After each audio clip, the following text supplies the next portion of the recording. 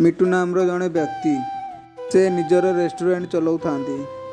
मिट्टू बहुत खाଇବା टेस्टी बनाऊँ ता रेस्टोरेंट रे लोक सदाबले गहली रुहंती।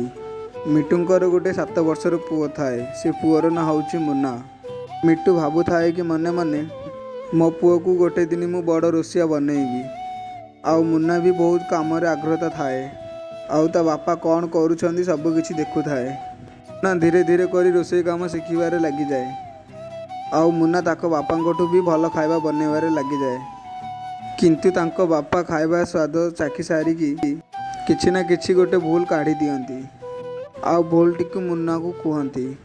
मुन्ना शुणी साइला पर से सुधारिया पई चाहे। तापरे बाप पुओ मिसिकी भल बिजनेस करती। किछि दिन पर बापांको दुकान सामने आउ गोटे दुकान खोली दियंती मुन्ना पाई। जेहेतु मुन्ना भल खाଇବା बनाउथिबारु मुन्नार कस्टमर अधिक आसंती। आउ मिट्टू भाईंकर पुराना कस्टमर ही ताको पाखକୁ आसंती। मुन्ना ता बापांकोठू भी अधिक पैसा कमाती। किंतु मुन्नार गोटे दोष थाए। सी प्रत्येक खाइबारे किछि ना किछि गोटे भूल कर दियंती। आउ तांको बापा आसी ताको भूल को धरी नियंती। आउ सुधारिया पाई मुन्ना को कहउथांती।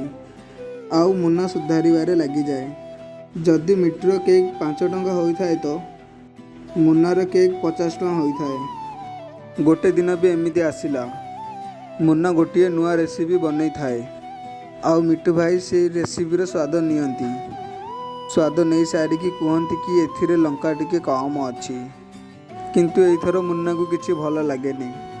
आउ मुन्ना ता बापा को कहे जदि तुमको मो रेसिपी किछि कमी लगुची तो तुम रेस्टोरेंट को एते कम लोक आसुछंती कौन पाई?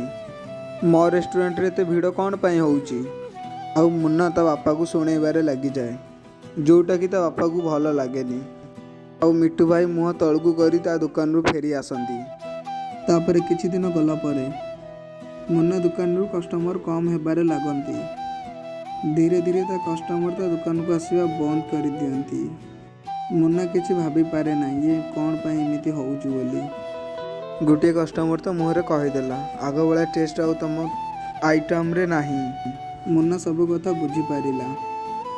आउ ता बापांको पाखु सी गला। मुन्ना जाइकी पचाउची तांको बापा को बापा तमे कौन जानिथिल आगुरु एमिति हबो बोली? कारण तमे जेबेठु मो खाइबार स्वाद टेस्ट करी न आसीच सेबेठु मो रेस्टोरेंट रु लोक कमी कमी जाउछंती। एमिति कौन पाई हैला बापा? मुन्ना पचारुची।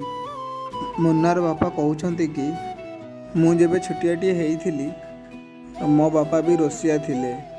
आउ से भी मोर प्रतिटी भूल धरी नियंती। आउ मु मो बापांको कथा शुणिकी आज मु एते आगरे अछि। जदि आज मु मो बापांको कथा शुणी नथांती तो ना मु केबे एते बड़ रोसियार ना पाई थांती। सब कथा मुन्ना शुणी सारिला परे से ता भूल को मानिला। आउ सेकेंड टाइम जेबे तांको बापा ताको दुकान को जाए तो मुन्ना आदरतारे बापा को खाଇବା टेस्ट करिया पई रोसिया घर को डाकी निए। आउ मुन्ना को बापा का स्वप्न पूरा हो जाए।